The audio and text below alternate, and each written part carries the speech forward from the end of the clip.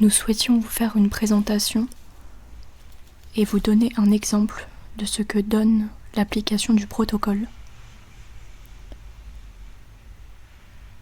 Nous portons un trouble psychologique.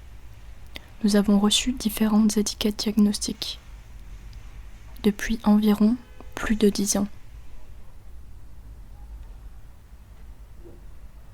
Suite à des rencontres multiples avec différents spécialistes qui nous ont aiguillés sur différentes pistes thérapeutiques, nous avons décidé de créer le protocole.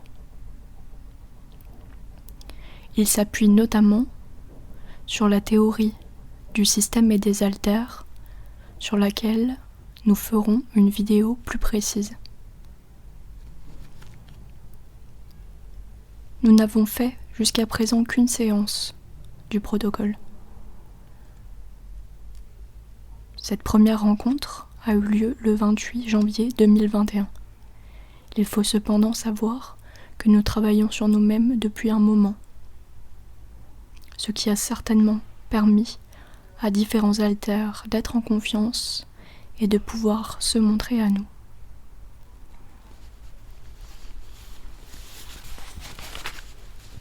Notre système est composé de 14 haltères. Toutes ces personnalités, ces haltères, ne sont pas forcément des personnalités à part entière. Nous allons vous les présenter rapidement. Le premier haltère s'appelle Liv. C'est une jeune solitaire qui aime se surnommer la louve. Elle n'a pas peur de grand-chose et est souvent sur la défensive. Elle fronte, c'est-à-dire qu'elle arrive à la conscience de notre hôte, la plupart du temps lorsque celle-ci se sent en danger. Nous avons observé lors de cette première rencontre avec Liv la présence d'une autre personnalité que nous avons nommée la lionne. Elle ne parle pas vraiment, mais nous sentons que son rôle est un rôle de protecteur. Nous n'avons pas plus d'informations sur ce deuxième haltère. Le troisième haltère s'appelle Lisa.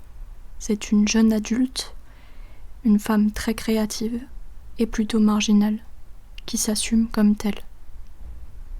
Le quatrième haltère est Hélène, qui est une femme plus âgée que l'hôte, qui a un rôle de maman et qui est très protectrice. Les autres haltères nous ont informé qu'elle était également très ferme sur la prise de substances, sur la prise alimentaire. Son rôle est protecteur et elle fait partie des plus anciennes du système. Elle serait apparue dès le plus jeune âge de notre hôte pour la protéger lors de traumatismes. Le cinquième haltère est nommé la mystique. Nous ne connaissons pas son prénom, nous n'avons pas conscience de son âge, ni de son rôle exact. Nous avons compris qu'elle préférait rester discrète, et nous comprenons cela. La sixième haltère s'appelle Ellie. C'est une enfant qui est muette. Elle ne parle pas, mais elle nous a avoué et fait comprendre par le biais d'un autre haltère qui communique avec elle qu'elle souffrait énormément. Le septième haltère s'appelle Elisa. Elisa, c'est moi. Je suis en quelque sorte le centre du système. Une forme de gardienne, celle qui permet les transitions entre les différents haltères et l'homéostasie pour notre hôte. Je ne suis pas vraiment une personnalité. Je ne saurais réellement décrire ce que je suis, mais je suis calme et je permets les transitions dans le calme. Je peux également fronter en conscience avec un autre haltère lorsque cela est nécessaire pour notre hôte dans son environnement. Le 8e haltère fait équipe avec le 9e haltère ils et elles ne nous ont pas réellement partagé leurs prénoms, mais ils et se sont nommés l'enquêtrice et l'érudit. Nous avons bien compris qu'ils font équipe et qu'ils souhaitent rester discrets. Pour une question de prudence, peut-être de timidité, nous ne savons pas encore. L'érudit représente un peu la mémoire et les connaissances. L'enquêtrice représente cette volonté d'aller toujours plus loin dans ces connaissances-là. L'érudit donne en quelque sorte la nourriture à l'enquêtrice et l'enquêtrice fait le lien entre les connaissances que possède l'érudit. Le 10e alter s'est nommé M, E-M-M. Elle représente une sportive, diététicienne et est très ancrée dans le corps. Il est très important pour elle que nous nourrissions correctement le corps de l'hôte, que nous fassions attention à ce qu'elle mange, contrairement à d'autres alters.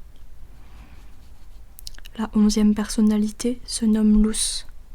C'est une adolescente décomplexée, une adolescente que l'on pourrait appeler persécuteur, un alter persécuteur. Les alters persécuteurs sont des personnalités à part entière qui peuvent porter atteinte à l'intégrité du corps de l'hôte.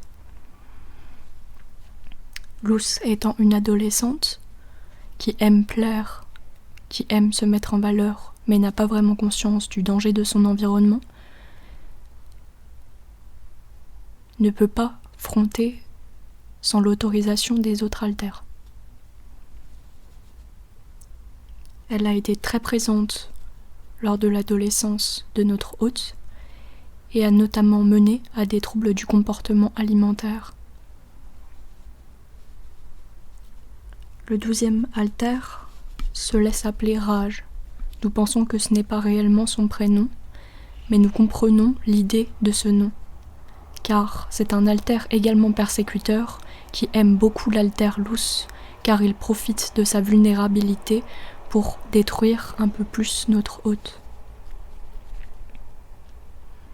Il semble que ce soit un homme adulte. Il s'exprime différemment des autres alters, notamment ses phrases sont courtes et ses émotions très violemment négatives. Il ne porte en lui aucune empathie, aucune forme de ce que l'on appelle cœur. Mais nous tenterons lors des prochaines séances d'aller à sa rencontre afin de connaître son rôle au sein du système et à quel moment il a pu être utile et a pu prendre le dessus, même si nous en avons une petite idée, notamment lors d'épisodes de scarification. Le 13e alter se nomme Tommy. C'est un enfant qui n'est non-binaire, c'est-à-dire que l'on ne sait pas exactement si c'est un garçon ou une fille. Il nous a dit que quand même, il sentait qu'il était plus un garçon. C'est un enfant qui aime énormément les animaux, énormément la nature, et qui s'entend très bien avec une alter plus âgée, qui s'appelle Juste, et qui est le 14e alter que nous avons identifié. Juste est une femme aux cheveux courts, qui est aventurière et très engagée. Elle aime également la nature, elle aime les randonnées, et est parfois déconcertée par le fait que l'hôte ne veuille pas sortir. Nous avons détecté la présence, d'après les dires de nos alters, d'une vieille femme qui serait probablement en lien avec l'alter numéro 5 nommé la mystique, une femme chauve qui, elle, aurait une orientation bouddhiste, et d'autres enfants apparemment, car Hélène, qui a un rôle de maman protectrice, nous a parlé de son rôle de protéger les enfants.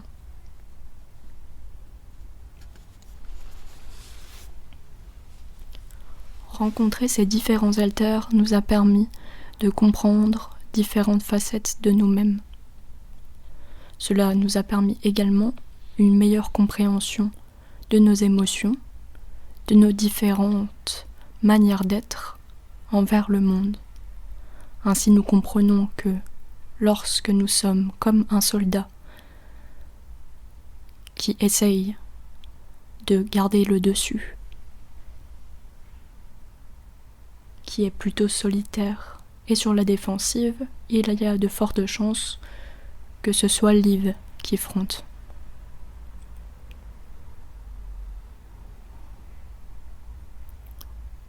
Ainsi, mieux nous connaître, s'abandonner à nos parties agréables et moins aimables selon le monde, nous aide à mieux appréhender ce que l'on est dans toute sa complexité. Cela nous invite à ne pas nous juger, mais à nous accepter avec ces différentes parties de nous. C'est comme si cette division était présente depuis toujours et s'est formée au fur et à mesure des traumatismes que nous avons pu vivre, et que d'aller à leur rencontre apaisait ces différentes parties car elles se sentaient écoutées. Cela nous permet également une meilleure maîtrise de nous-mêmes, en nous permettant, lorsque nous nous sentons très angoissés par exemple, de faire appel à un alter qui, elle, a une meilleure maîtrise de ses émotions. Cela nous permet également, dans le contexte médical par exemple, de savoir que l'érudit et l'enquêtrice sont présentes également, et que bien qu'elles ne frontent jamais réellement, elles puissent aider en co-conscience l'un des alters qui a le pouvoir, entre guillemets, de fronter. Cela nous permet donc de ne pas être déstabilisés face à l'autorité médicale, ce qui nous semble important.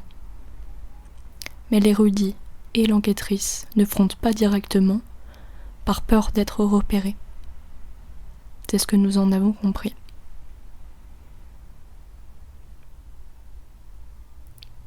Ce que l'on appelle alter peut se développer au cours d'une période difficile d'une vie. Cela peut être un traumatisme, mais nous préférons employer d'autres mots, période difficile, car un traumatisme est trop souvent stigmatisé et nous en avons souvent une représentation erronée, les cloisonnant à des traumatismes de guerre, des agressions sexuelles dites graves entre guillemets, ou des choses comme celle-ci. Or, un traumatisme n'existe qu'en lien avec la subjectivité de la personne et sa rencontre avec son environnement. Ainsi, quelque chose qui peut être traumatisant pour nous ne le sera pas pour vous.